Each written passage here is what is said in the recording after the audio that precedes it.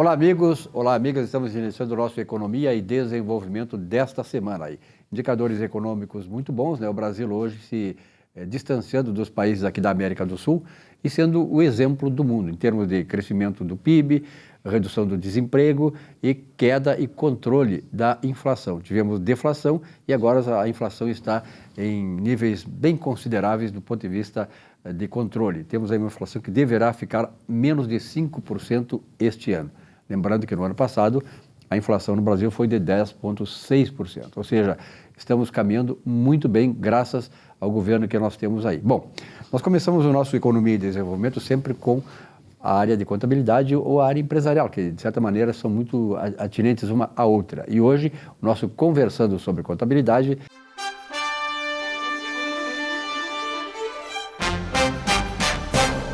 Salésio D'Agostini, e aí, Salésio? Muito bem, estamos à disposição. Esperando aí para o final do ano, já estamos chegando, né? Novembro está chegando aí, né? Salésio, tem aqui e eu sempre ressalto isso, né? Que o programa aí, de modo geral, mas esse espaço do Conversando sobre Contabilidade, ele tem hoje uma veiculação nacional, tem uma repercussão nacional. Nós temos aí hoje, por exemplo, uma pergunta da Eduarda Lima. Ela é de Belém do Pará. Bela Belém do Pará, conheço muito bem Belém. Belém é maravilhosa, uma cidade espetacular, gente linda, maravilhosa, gente educada, gente amiga. Belém do Pará, um abraço aí, Eduarda Lima. Professor Salésio, ela pergunta, o senhor poderia nos explicar como se elabora um fluxo de caixa? Eu pergunto, diz a Eduarda, porque estou estudando esse conteúdo e não estou entendendo a lógica da sua elaboração. O senhor, em função da facilidade que tem em abordar os temas contábeis, poderia me explicar? E aí? Pois então, vamos lá, ok?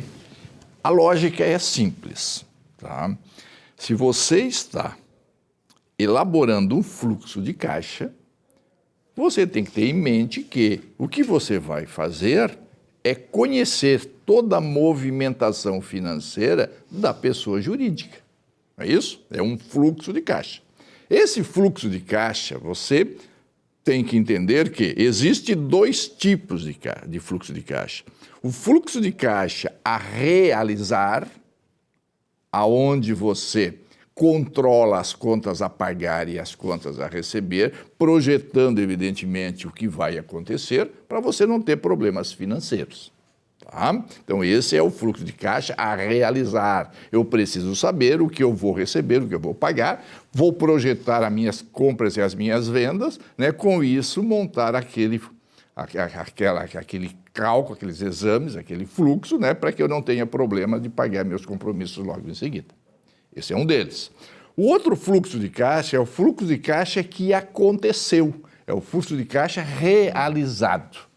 Então, esse fluxo de caixa realizado, você elabora para verificar qual foi a política adotada pela pessoa jurídica para gerir o seu negócio. Veja só, há uns anos atrás, uma pessoa jurídica me procurou e disse, poxa, por que o meu vizinho vai bem, mantém o mesmo negócio que eu mantenho, a mesma atividade, e eu não estou tão bem assim? Então, o que é que se faz? Se busca as demonstrações contábeis e por essa demonstração contábil você elabora o fluxo de caixa que foi realizado. Ou seja, a movimentação financeira que ela gerou para você saber qual foi a política que ela adotou, como é que ela buscou dinheiro, não é isso? Aonde ela está aplicando os recursos, enfim, com isso você faz uma análise para verificar qual foi a maneira de gestão, ok? Como é que se faz isso?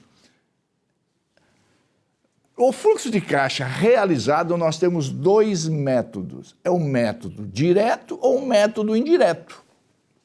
O método indireto é aquele que tu examinas os valores líquidos, ou seja, tu tens essa demonstração contábil, não é isso?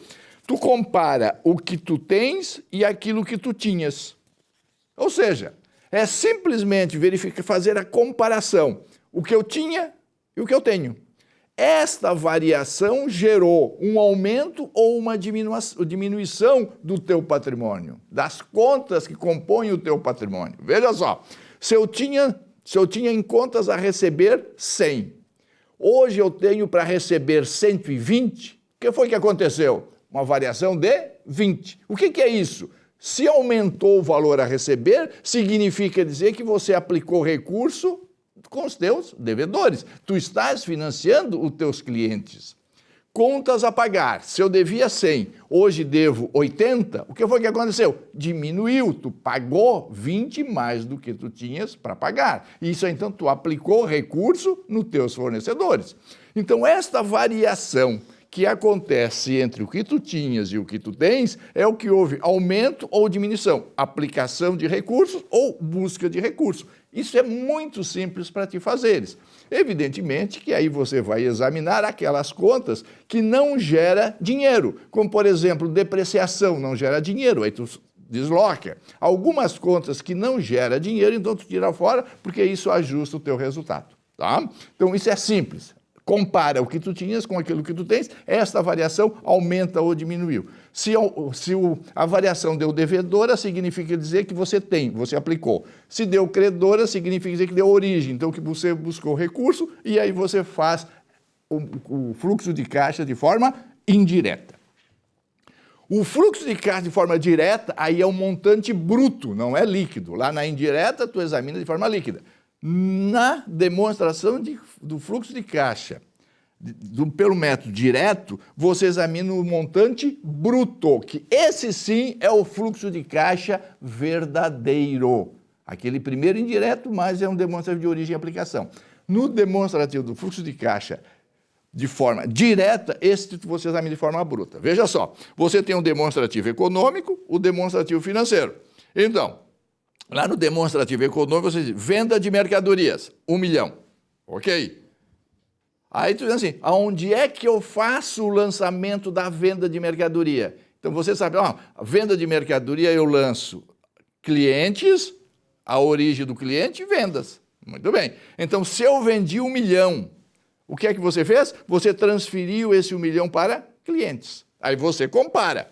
Se eu tinha para receber de clientes 100, vendi 1 milhão, significa dizer o quê? Que você, se não tivesse recebido absolutamente nada de clientes, o teu saldo desta conta seria quanto?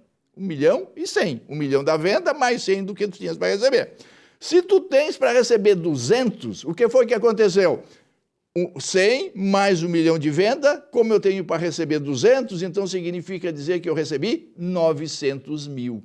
Isso aí tu faz com todas as contas, transferindo do demonstrativo econômico para o demonstrativo financeiro e faz a comparação.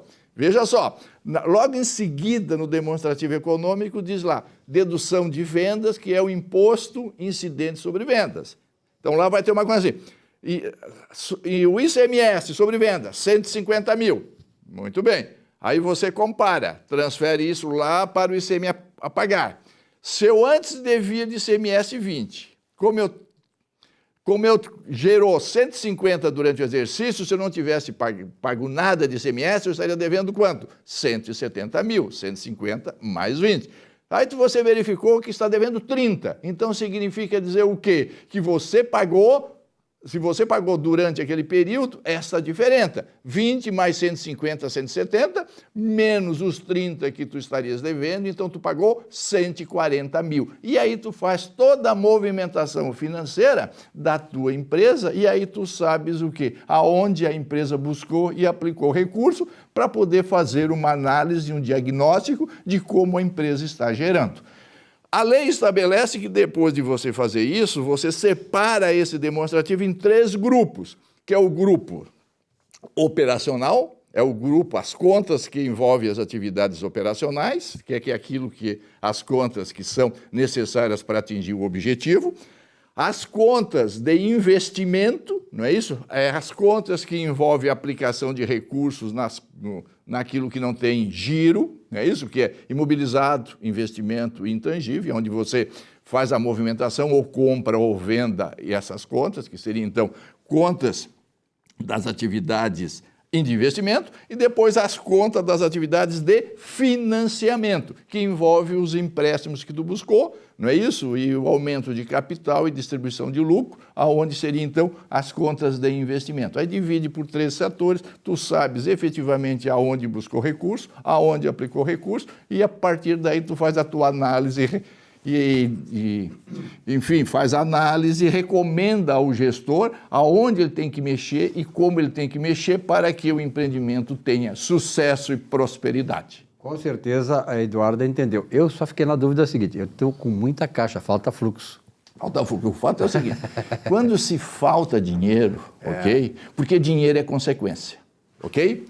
Se eu não tenho dinheiro, é porque alguma coisa aconteceu de maneira com que eu não estou recebendo o dinheiro. Então, aí você tem que analisar o giro desse fluxo operacional. Se eu não tenho dinheiro, por quê? Porque eu vendi com um prazo maior do que aquilo que eu tenho que pagar, aonde eu tenho que pagar antes de receber, aí você tem que ajustar esse fluxo. Ok? Ora, se eu não tenho dinheiro, por quê? Porque eu trabalhei pouco, então eu tenho que trabalhar mais. Aí equilibra.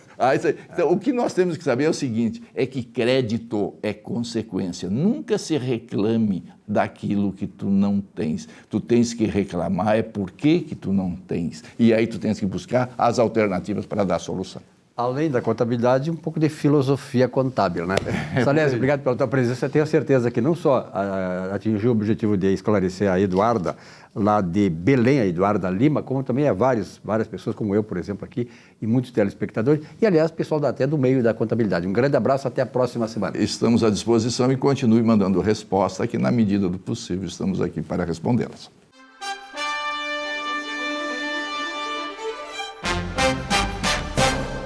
Olá, você há de concordar comigo. Desperdiçamos tempo e dinheiro, muitas vezes em algo que nada nos acrescenta. O mundo da internet, por exemplo, se trouxe alguma vantagem ao nos descortinar o mundo, nos sufoca em mesmices sem nenhum proveito. Administre bem o seu tempo. Muitos se preocupam em ampliar suas relações pessoais e estar em todo lugar, mas esquecem o principal, o encontro consigo mesmo. Isso mesmo. Se não nos conhecermos, não tratarmos de nós, nossos relacionamentos com o outro se tornam pífios, sem significado. Antes do grupo ou individual. É por falta disso que às vezes seguimos o rebanho, sem saber o que fazer, nem para onde ir. Dê significado à sua vida. A caminhada começa dentro de cada um de nós. Boa semana.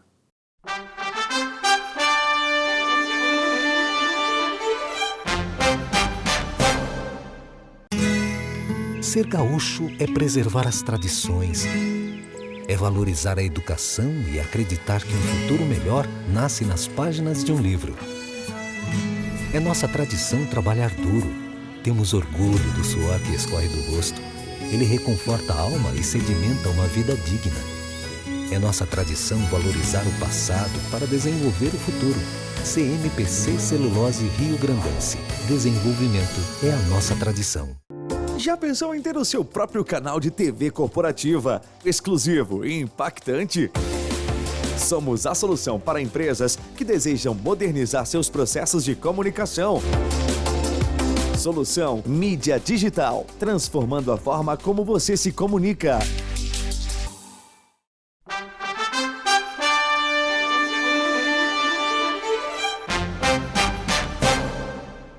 Muito bem, nesse espaço do nosso Economia e Desenvolvimento, claro, vamos tratar de um assunto extremamente importante, né, para todos nós, não só aqueles que estão diretamente envolvidos com a Previdência Social, mas com aqueles que um dia também terão essa necessidade, né, e essa situação toda diante da Previdência Social do Brasil, que é a possibilidade de aumentar a renda inicial dos benefícios da Previdência. E claro, está comigo aqui o Marcelo Pereira da Costa, especialista nesse ramo, né, e cara que tem quebrado muito galho nessa área, né, Marcelo?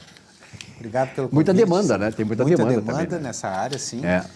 Nós conseguimos corrigir bastante situações no judiciário, situações que às vezes as pessoas pensam que o INSS deu a resposta, aquela resposta é definitiva, mas consultando um advogado especializado, indo ao judiciário, se dão conta de que existe um outro mundo, uma outra forma de interpretar, e é isso que a gente busca trazer aqui para o pessoal. Os advogados são os reis da interpretação, né? Exatamente. E tem que ser, né? Porque ele estuda exatamente para ver os, entre aspas, furos da lei, ou seja, quando a lei, não estamos fraudando a lei, estamos usando a lei, né, naquilo que ela é mais frágil, né? Exatamente. É impossível a gente conseguir legislar sobre todos os aspectos de um assunto. Então, quando legisla, vem a lei, mas sempre há uma interpretação a favor de uma parte, que cabe a nós, advogados, a favor do segurado, e aos procuradores federais, cabe a parte de interpretar a favor do INSS. Então, nessa disputa de interpretações, aí a gente vai estudando e vai se qualificando. Vai navegando aí, né? Bom, mas então quais as possibilidades para aumentar essa renda inicial? Então, a renda mensal inicial do benefício, ela parte de uma média de todos os salários de contribuição que o segurado teve desde julho de 94. Ah, mas por que julho de 94? Porque lá nessa competência entrou o Plano Real. Então, para não precisar ter programas que façam conversões de moeda para URV, para cruzado, para cruzeiro, enfim, se pegou julho de 94, para simplificar. Então, a gente pega esta média e soma todos, corrige, evidentemente, né, pelos índices da inflação.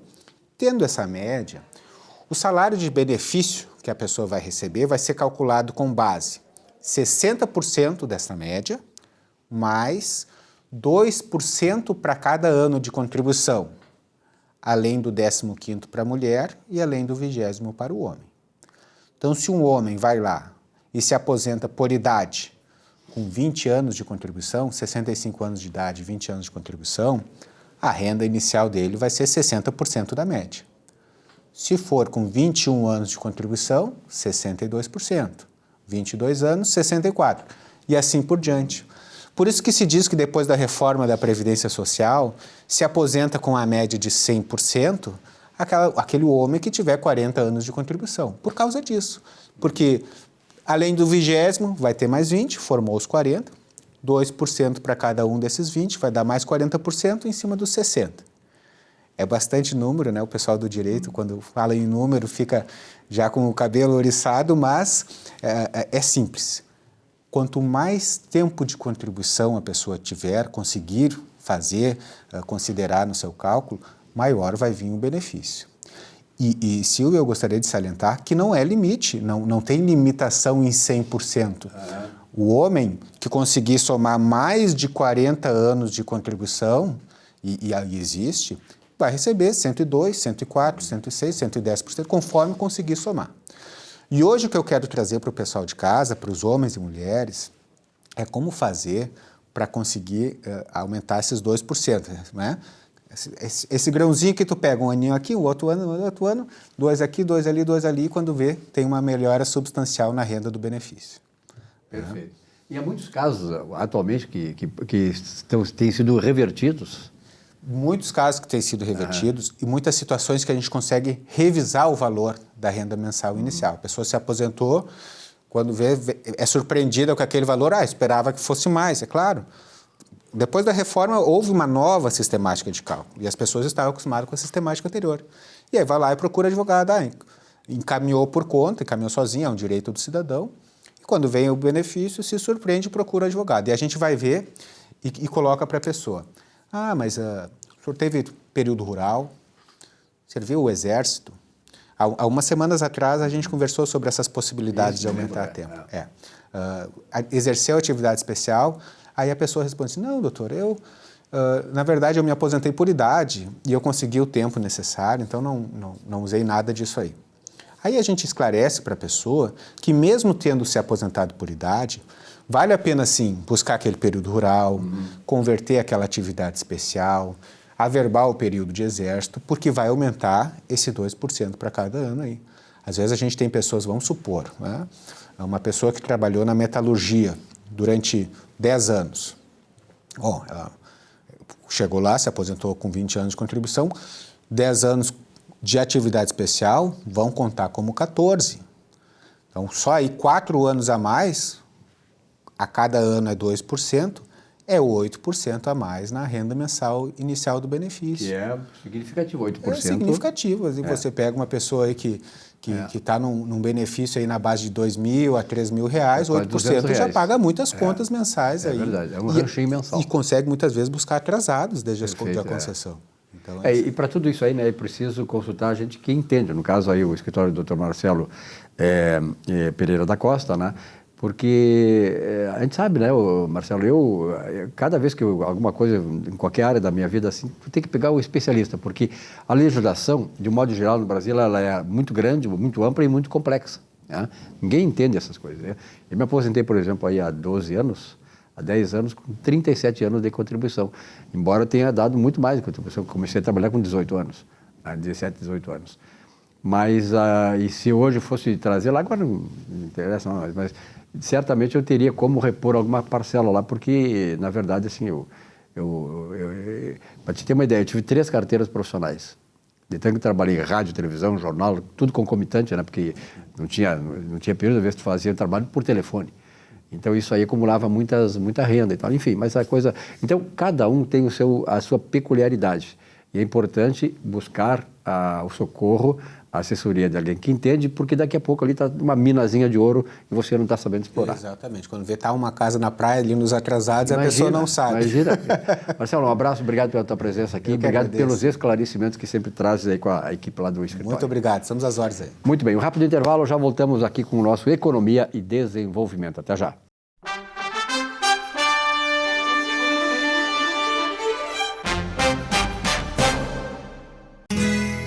Ser gaúcho é preservar as tradições, é valorizar a educação e acreditar que um futuro melhor nasce nas páginas de um livro. É nossa tradição trabalhar duro. Temos orgulho do suor que escorre do rosto. Ele reconforta a alma e sedimenta uma vida digna. É nossa tradição valorizar o passado para desenvolver o futuro. CMPC Celulose Rio Grandense. Desenvolvimento é a nossa tradição. Já pensou em ter o seu próprio canal de TV corporativa, exclusivo e impactante? Somos a solução para empresas que desejam modernizar seus processos de comunicação. Solução Mídia Digital, transformando a forma como você se comunica.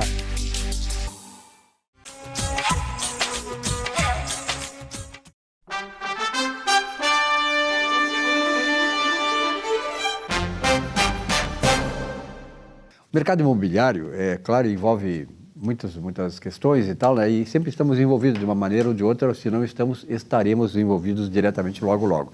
Por isso, o doutor Gustavo Bernardi sempre traz alguma coisa, uma novidade. Qual é a novidade da semana, doutor Gustavo? Uma novidade muito importante, Silvio. Nós tivemos agora, no dia 26 de outubro, um julgamento na segunda turma do STJ, que modificou o entendimento sobre a alienação fiduciária dos imóveis. Hoje, quando tu faz financiamento habitacional, tu faz através da Lei 9.514, que é uma lei que reserva uma alienação fiduciária para quem te emprestou o dinheiro, para o banco que te emprestou o dinheiro. Né? O que ocorre quando tu perde, quando tu para de pagar, né?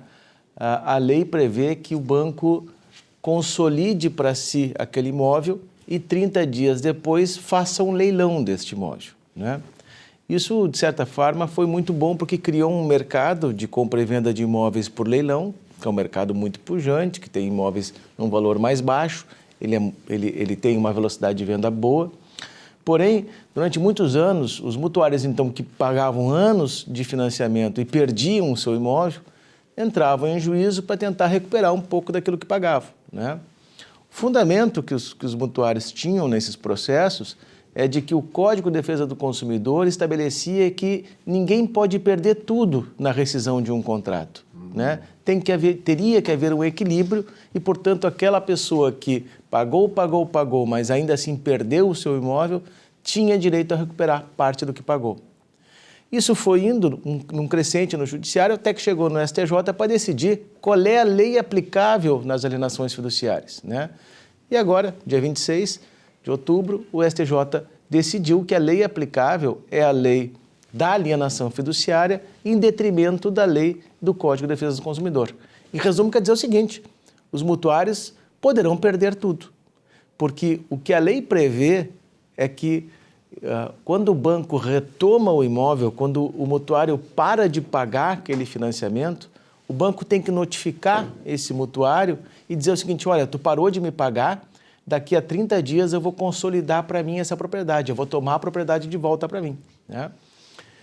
E quando o banco toma a propriedade de volta para ele, ele toma pelo valor da dívida. Ou seja, naquele momento ali, ele não devolve nada para o mutuário. O que o banco tem que fazer depois é vender este imóvel em leilão até 30 dias depois que ele consolidou a propriedade. E só devolve dinheiro para o mutuário se o valor do leilão for superior ao valor da dívida. Isso faz... O excesso ele devolve. O excesso ele devolve. O que ocorre, Silvio, é que nesses leilões os imóveis são vendidos pela metade do preço. Eles são vendidos por um valor de face, um valor de mercado muito menor do que aquilo que vale o imóvel. Ou seja, o mutuário não teria direito a... Quase nunca ele recebe dinheiro de volta. Né? Então, isso foi um revés para os mutuários, né? Mas, por outro lado, Silvio, trouxe uma certa tranquilidade para o mercado imobiliário, né? Eu acredito que as taxas de juros, com essa decisão, vão cair um pouco, porque traz um pouco mais de tranquilidade. E isso favorece um outro mercado, que é o mercado de leilões, né? Hoje, com as plataformas eletrônicas de leilão, né? O leilão do imóvel retomado sempre foi muito obscuro, né? Tu tinha que cuidar quando é que era o edital, tu tinha que ir lá, né? Tu não conhecia o imóvel, não dava tempo de tu participar do leilão, aquele investidor individual, né? Hoje não, hoje com as plataformas eletrônicas, qualquer pessoa pode transacionar imóveis em leilão. E é um excelente negócio transacionar imóveis em leilão, porque eles são vendidos por valores muito baixos, realmente muito baixos.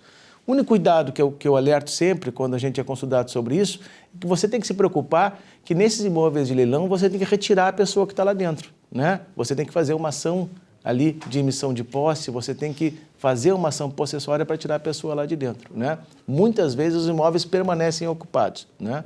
Mas essa é uma decisão importante, Silvio, que pacificou um entendimento, porque havia realmente muita controvérsia aí com relação à eventual devolução das parcelas daquelas pessoas que perdiam os seus imóveis porque paravam de pagar os financiamentos. Okay? Perfeito. E esse mercado imobiliário continua efervescente, né, doutor Bernardi? Continua. Em qualquer lugar da cidade, a gente fala aqui em Porto Alegre, né, onde quer que a gente vá, em qualquer zona sul, zona norte, leste, oeste, há uma efervescência, a gente vê muitos prédios sendo levantados e tal. Não só em Porto Alegre, Silvio, nós tivemos semana passada o lançamento do Boulevard Encantado, em volta lá do Cristo Novo, né? Tu acredita que em uma semana se levantou investimentos de 300 milhões de reais para aquilo lá, né? Numa zona que não tinha nenhuma atividade imobiliária, né? Então, o mercado imobiliário sempre foi pujante, eu acho que... Vai ser uma zona de peregrinação lá, né? Pois então, estávamos conversando ali agora, há ali a tentativa de se fazer um caminho como nós temos lá Caravaggio, como temos em Aparecida, né? Isso vai trazer uma força enorme para aquela região, vai ter um comércio muito forte, vão ter hotéis. É significativo levantar 300 milhões de reais para fazer um empreendimento do nada, né? Então, o mercado imobiliário sempre foi assim, ele sempre puxou, ele sempre foi uma locomotiva. E o que eu acho interessante, Silvio, é que este ano, mesmo em ano de eleição, o mercado não balançou, não balançou tanto, né? Isso é muito bom, né, doutor Bernardo? Porque, na verdade, mostra assim, que a economia ela tem a sua estabilidade, tem o seu rumo, né? Ela navega num mar que independe dessas oscilações da institucionalidade política, né? A economia navega num mar próprio, né? Ou seja, se você não criar grandes interferências, grandes marolas, a economia vai caminhar. Ou seja, quanto menor o Estado, melhor é para a economia. Exatamente. Quanto menos a interferência estatal, melhor é para a economia. Menor por isso que é importante, né, que a gente sempre busque equilibrar essa questão. O Estado tem que estar no seu lugar, lá, fazer aquilo que é... Aquela questão do Estado mínimo, que sempre nos criticam, nós economistas, o Estado mínimo é o mínimo onde o Estado é eficiente. O Estado tem que ser o ideal, aquele para suprir a necessidade da comunidade. Exatamente. Né? E não ser mastodôntico, né? Que acaba interferindo e trazendo problemas no curso da economia e com reflexo na renda, no emprego, enfim, todas essas questões aí. Então, até a próxima semana. Até a próxima, Silvio. Um abraço e até lá.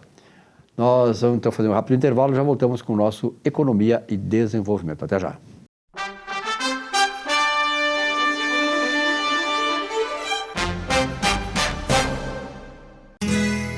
Ser gaúcho é preservar as tradições, é valorizar a educação e acreditar que um futuro melhor nasce nas páginas de um livro. É nossa tradição trabalhar duro. Temos orgulho do suor que escorre do rosto. Ele reconforta a alma e sedimenta uma vida digna. É nossa tradição valorizar o passado para desenvolver o futuro. CMPC Celulose Riograndense. Desenvolvimento é a nossa tradição. Já pensou em ter o seu próprio canal de TV corporativa, exclusivo e impactante? Somos a solução para empresas que desejam modernizar seus processos de comunicação. Solução Mídia Digital, transformando a forma como você se comunica. Um show de humor gaúcho sem padrão e com muita alegria e interatividade. Zurba Fagundes. Mais de 300 espetáculos no Rio Grande do Sul, Santa Catarina e Paraná, nos melhores palcos do Brasil. 2 vezes finalista no Festival da Mentira de Nova Brécia. Atração no Show do Tom. Programa Silvio Santos e Ana Hickman. Teatro, congressos, encontros, jantares, brigas de casal e bocas livres em geral. Zurba Fagundes. Diversão garantida ou seu mau humor de volta. Contrate esse artista gaúcho antes que ele morra de fome.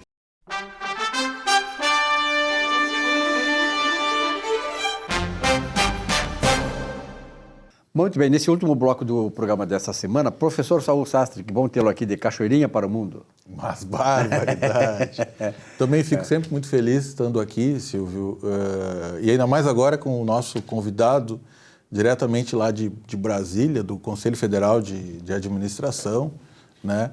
Uma pessoa que eu conheço praticamente só há 30 anos, mais ou menos, somos colegas de faculdade, e veio aqui nos visitar no programa. Apresenta o nosso convidado, então. Rogério Bon, né? Eu acho que eu vou deixar para o próprio Rogério se apresentar, né? O administrador.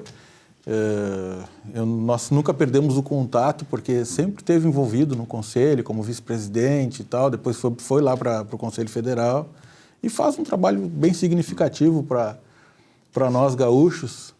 Em 2016 nós fomos juntos para a Alemanha, né, Rogério? Depois voltei lá algumas vezes exatamente porque me encantei com aquele país, assim, em termos de disciplina, economia, pujança, muito interessante. Então, vou deixar para o próprio Rogério se apresentar. Rogério, obrigado pela tua presença aqui, então, né? Depois desses rasgados elogios aí. Eu agradeço muito, né, o convite para estar aqui e, na verdade, a gente sempre aprende muito quando vem aqui e conversa com vocês. A administração é parte fundamental da vida de todos nós, né? Da vida dos empresários, da vida do setor público, da vida dos funcionários. E eu me dedico à administração há pelo menos 25 anos, né? Um pouquinho mais aí, já me formei em 95, então 27 anos. E o Saul estava junto comigo lá na faculdade, né? Então, tenho desenvolvido muitas atividades no campo de consultoria, treinamento, palestras, e em determinado momento da vida eu acabei entrando no Conselho de Administração. Perfeito. Aliás, eu acho que a grande e primeira experiência que a gente tem de administração da vida e tal é na família, né? É verdade, porque uma família precisa ter estrutura, precisa ter planejamento. Eu quero comprar um carro, eu quero pintar minha casa. Talvez não seja em todo momento que eu tenho disponibilidade financeira para isso. Claro. Pode ter algum momento que está mais apertado, então eu tenho que me organizar, tenho que preparar. Eu sou um pouco linha dura com meus filhos, né? Tem hora para acordar, tem hora para dormir.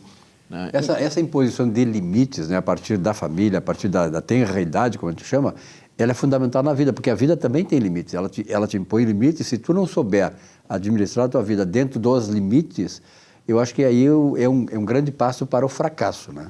Com toda certeza. E a questão de respeito ao próximo. Eu tenho liberdade, mas a minha liberdade, ela encerra onde começa a liberdade do outro. Então, às vezes, a gente viaja de avião e tem alguém ouvindo música pelo celular, né? A música no celular, sem fone de ouvido. Poxa, isso é uma coisa incômoda para todo mundo. Mas eu tenho liberdade de ouvir. Sim, mas tu está atrapalhando as pessoas que estão próximas. Então, esse tipo de pequeno detalhe faz parte de uma conscientização, faz parte de impor limites, né? Na minha empresa, eu coloco para as pessoas que estão trabalhando comigo as coisas que podem ser feitas e que não podem ser feitas. Mas isso começa na família. Eu não posso deixar para o meu filho fazer o que ele quiser, quando ele quiser. Não é assim, existem limites. Eu entendo que não é exagerar na dose, mas colocar uma dose certa de disciplina, colocar uma dose certa de percepção de limites é fundamental na vida de todos. Até porque, né, se essa questão da dose, da dosimetria, o remédio pode se tornar um veneno se não houver uma dose certa, né? O controle demais acaba fazendo com que as pessoas percam a iniciativa de fazer as coisas. O controle de menos acaba gerando uma anarquia. Então tem que ter uma dose, tem que ter um caminho, um equilíbrio que seja adequado. Isso vale para a família, isso vale para a empresa, isso vale para tudo. Aliás, o Peter Drucker, que é o pai da administração, ele tinha uma frase que normalmente eu repito algumas vezes, que dizia o seguinte, que administrar é contrariar interesses. Exatamente. Nunca vai haver unanimidade de verdade nas decisões. Por quê? Eu posso até concordar para evitar uma discussão, alguma coisa assim, mas talvez eu quisesse divergir de algum pequeno detalhe, né? Então, existe uma contrariedade, existe uma necessidade de negociação para se chegar a um consenso, para poder fazer as coisas acontecerem, mas senão não se vai para frente. Mas, sem dúvida, contrariar os interesses faz parte da liderança, faz parte da gestão, faz parte da administração. Inclusive, Silvio, como professor de administração, antigamente era administração de empresas o curso, né? E hoje é professor de administração. E o que é administração? É a arte de administrar, a gente começa pela própria vida. Aí depois estende para outras áreas, né? Então, quem busca uma faculdade de administração, busca uma faculdade de primeiro uma autogestão. E aí, a gestão estando boa, tu começa a empreender em empresas. E também hoje existe muito forte a figura do intraempreendedorismo, que é aquele colaborador que empreende faz da empresa que ele trabalha como se fosse dele, que é o que se procura no mercado. Mas assim, Rogério, a pergunta que eu te faço com relação ao Conselho Regional de Administração, eu sou membro do Conselho Regional de Administração desde que eu me formei, então o meu CRE é baixo, é 13 mil, hoje deve estar em 60 mil mais ou menos os administradores, porque nem todos os bacharéis em administração, que não são administradores, são bacharéis em administração, que não têm o registro no Conselho, né? Eles acabam não fazendo o seu registro.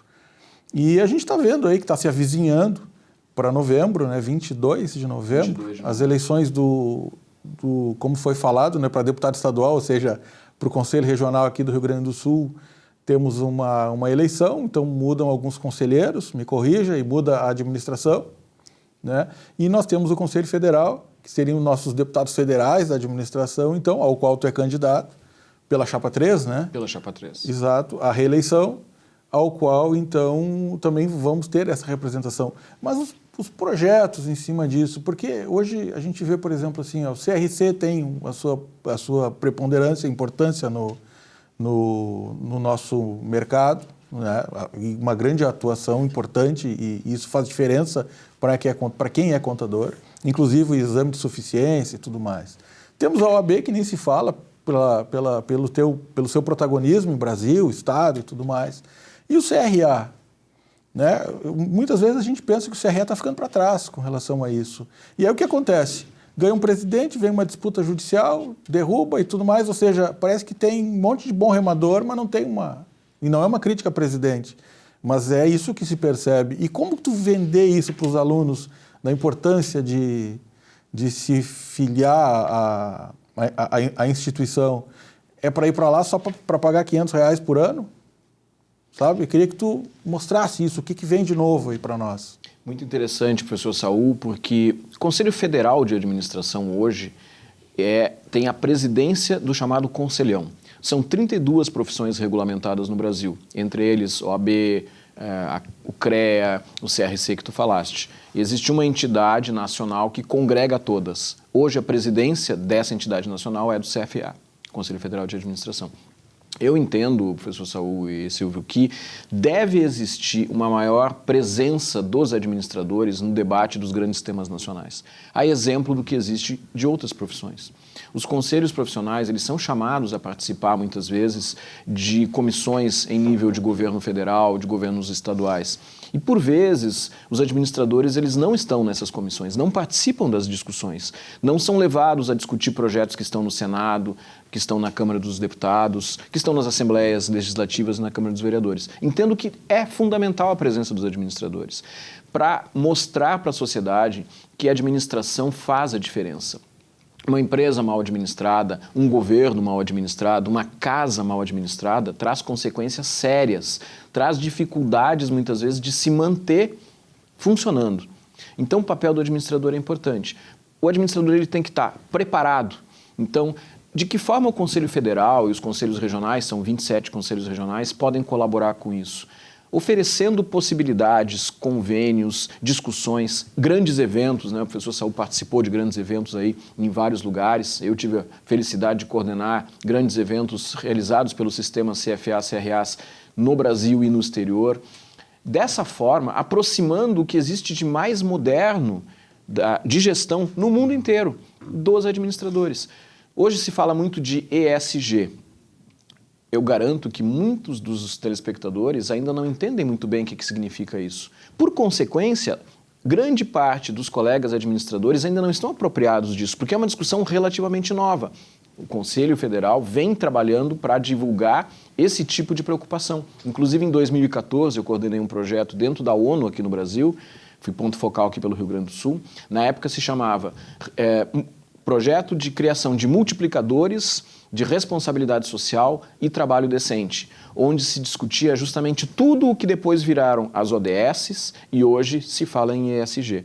Essas discussões do que existe de mais moderno, o Conselho Federal e os conselhos regionais precisam fazer, precisam dar capilaridade para isso. Precisa se trazer os conceitos mais modernos, as tecnologias mais modernas de gestão na mão do administrador, que é quem vai estar dentro das empresas, quem vai estar dentro dos governos, para fazer a diferença. Eu entendo, professor Saul e Silvio, que esse é o papel do Conselho Federal. Não apenas fiscalizar, cobrar anuidade e querer registrar. Tem que ser muito mais do que isso. Professor, a pandemia nos trouxe uma nova formatação das relações de trabalho, né? A própria questão da administração das empresas. Como é que o senhor está vendo o papel do administrador nessa nova situação que está colocada? Mais do que nunca, o papel do administrador ele é de gerir pessoas. Eu costumo dizer que as empresas elas não existem por si só. Né? Qualquer empresa, pode ser uma empresa totalmente tecnológica. Só tem vida com pessoas. Só tem vida com pessoas. Mesmo um aplicativo, o aplicativo é uma empresa. Um aplicativo de relacionamento, um aplicativo de mobilidade, um streaming, ele existe para quê? Porque alguém, um ser humano, vai existir e vai comprar aquele produto, aquele serviço. Deste modo, eu preciso me preocupar com as pessoas que estão lá dentro e preciso me preocupar com os clientes, que são as pessoas que estão lá fora. Nesse ponto, os administradores têm um papel fundamental, que é gerir todos os recursos. Envolve dinheiro, envolve tempo, envolve projetos e principalmente envolve a gestão de pessoas, naquilo que hoje a gente chama de soft skills. Ou seja, todos nós conhecemos pessoas que são tecnicamente muito boas, mas que na hora do relacionamento não se fecha, dá problema, briga com todo mundo. Esse tipo de situação necessita um gestor de pessoas para colaborar com o desenvolvimento dessa pessoa, indicar caminhos, ser muitas vezes um mentor, ajudar a pessoa a perceber a necessidade de mudança. Então, este é o papel do administrador, basicamente. Tudo o que vem depois, finanças, produção, marketing, tecnologia, existe para atender pessoas. Exatamente.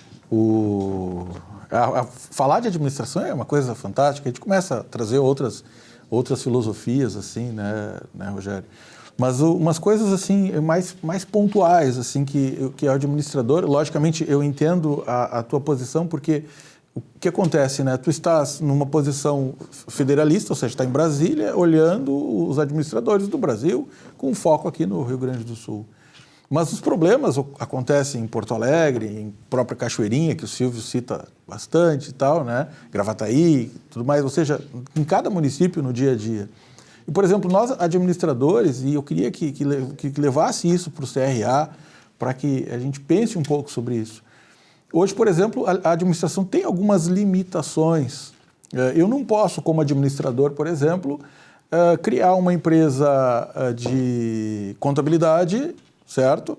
E contratar um profissional de contabilidade para essa empresa. Ou seja, eu não posso ter um escritório contábil. E os contadores vão estar pensando assim, poxa, mas claro, tu não é contador, mas eu não estou falando de contabilidade, estou falando de administração. Por que o administrador não pode... Por que o administrador pode ter um hospital com médicos e por que o administrador não pode ter um escritório de advocacia?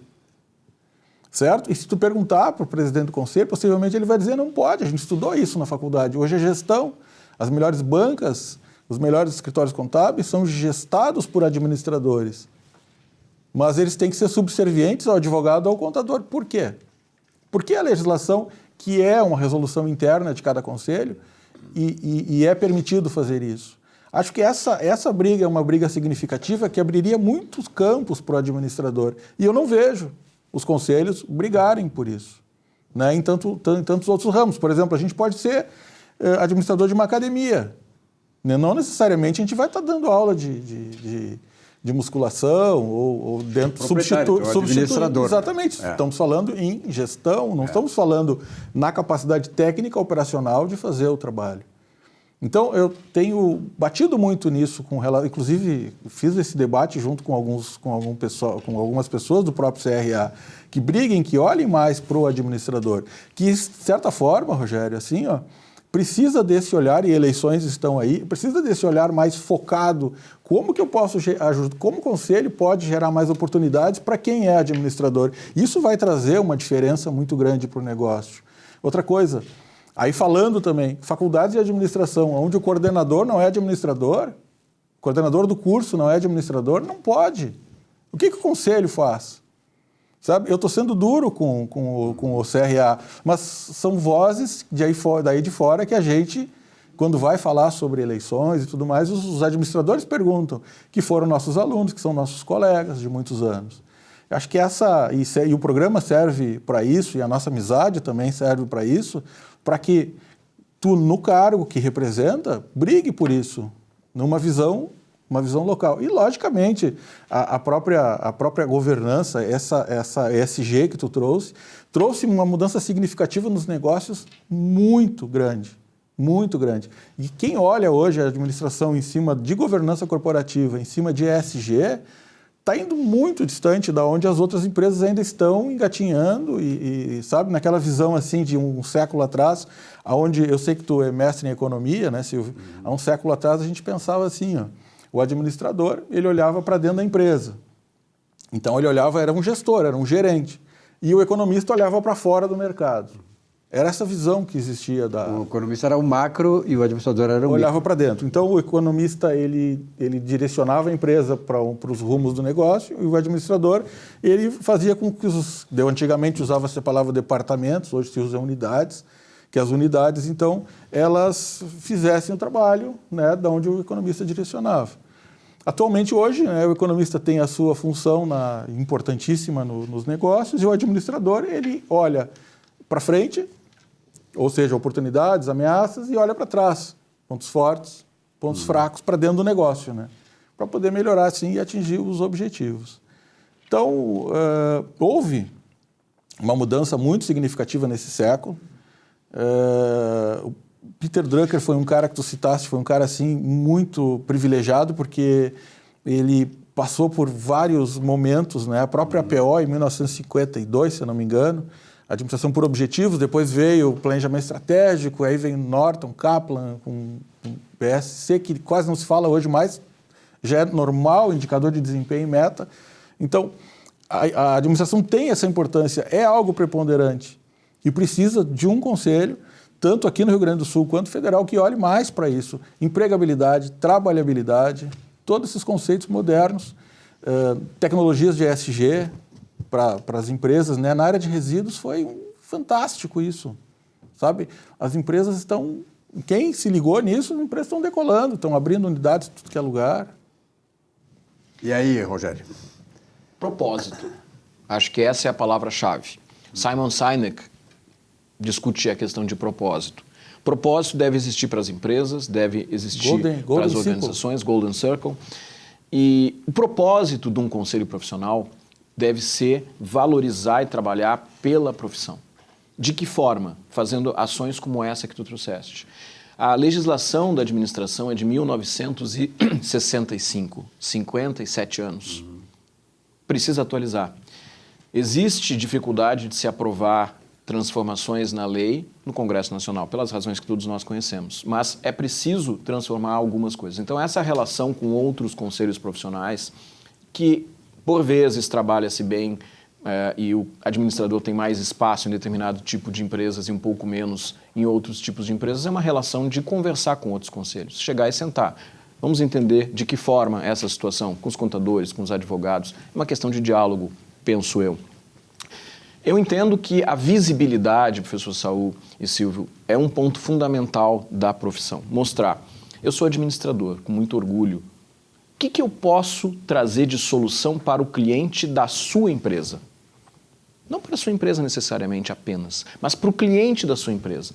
Porque essa é a ideia, mostrar que o administrador agrega valor ao cliente da empresa, não apenas à empresa. Quando eu faço isso, eu estou demonstrando para a sociedade, estou demonstrando para o mercado que o papel de um administrador é importante. E junto com isso, existe um crescimento, a possibilidade do crescimento de demanda por administradores. Um ponto que tu trouxeste, em 2008 ou 2009, não estou lembrado, o Conselho Federal de Administração editou uma resolução normativa, RN 300 e 301, que dizia o seguinte: professores de administração necessariamente têm que ser registrados no Conselho. Essa resolução ela foi cumprida durante uns 2 anos, até que foi derrubada pelo governo federal, que entendeu que não havia possibilidade de se manter esse tipo de resolução, que estaria se bloqueando o direito dos professores a exercerem sua profissão. Tenta fazer isso no direito. Tenta colocar um coordenador do curso de Direito que não seja advogado ou bacharel em Direito. Nessa linha, o que se conseguiu hoje? Isso é uma questão para trazer novamente. Na minha percepção, edita de novo, modifica, vê qual era a barreira e traz de novo essa discussão. Hoje, na avaliação do MEC, eu sou avaliador do MEC também, na hora que tu vai fazer uma avaliação na instituição, um dos pontos é o papel do coordenador de curso. E qual é o curso do coordenador de curso? Se o coordenador de curso é um biólogo, por exemplo, e ele está coordenando um curso de administração, a nota desse quesito vai ser mais baixa. Então, é o que existe hoje para combater esse tipo de incorreção no processo, que eu entendo. O que eu penso que pode ser feito? Editar novamente uma resolução normativa, ver as razões que foram dadas naquele momento pelo governo federal para derrubar. Não, vamos novamente editar isso, porque eu acho um grande absurdo professores de áreas diretas de administração. Não estou falando que um professor de direito na administração tem que ser administrador, é lógico que não, tem que ser advogado. Professor de contabilidade tem que ser contador, mas professor de marketing, de recursos humanos, de produção de diferentes áreas, é lógico que tem que ser administrador. E o coordenador de curso, sem nenhuma sombra de dúvida, tem que ser administrador. Rogério, como é que está, falaram aí da questão das faculdades, né? Como é que está o ensino da administração hoje? Porque nós sabemos, né, que tudo se modificou e tal, aí eu dizia, conversando com pessoas que estão fazendo a economia, são alunos de economia, então até as matérias mudaram, quer dizer, a forma de encarar o mundo todo. Como é que é o processo da administração? Silvio, ano passado e ano retrasado foi feito um grande estudo na administração, onde se modificou as diretrizes curriculares nacionais. Eu participei desse debate junto da Câmara de Desenvolvimento Profissional lá do CFA, teve uma discussão com o MEC e saiu uma nova resolução dizendo o que deve acontecer dentro dos cursos de administração. E uma das coisas é aproximar cada vez mais a universidade das empresas. Então, é fundamental que haja um estágio. Eu não estou falando apenas do estágio da pessoa que muitas vezes vai lá buscar até uma remuneração. Não, é entrar dentro de uma empresa e sentir a realidade de mercado. Porque a gente tem jovens de 17, 18 anos, muitas vezes, 19 anos, e é possível se formar em administração, assim como outras profissões, com 20, 21 anos. O que essa pessoa entende de mercado? Ainda não entende muito. Quando vai entrar dentro de uma empresa e com a supervisão de um professor de administração e vai seguir percebendo o que está acontecendo e trazendo mudanças, isso faz com que a formação dessa pessoa seja muito melhor. As novas diretrizes curriculares estão justamente trazendo essa possibilidade, essa exigência. Os cursos eles têm que estar mais conectados com as novas tecnologias, com as novas ferramentas de gestão e trazendo justamente o mercado e a universidade para o mesmo ambiente. Porque senão o professor Saul já deve ter ouvido muito isso também. Eu também sou professor, fui professor de graduação de administração por muito tempo, hoje sou de pós-graduação. A teoria na prática é outra.